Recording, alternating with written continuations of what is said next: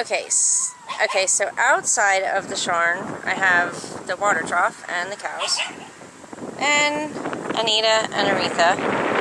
But I also always keep a full waterer out, so they have that all day long while they're out.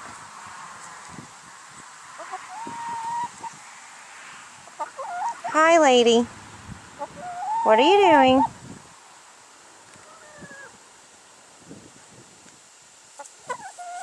They want attention. So they hang out all right here during the day. And this bush, they like to sit underneath and get some shade. And you can see where they've scratched, and they like to lay and cool off. And she's back. Hi. What do you want? I know, you're the star. And so, that's pretty much it. It's the life of the ladies and the meat chicks. I like it. I love them so much. There's Tina. Hi, Tina. Hi, Tina.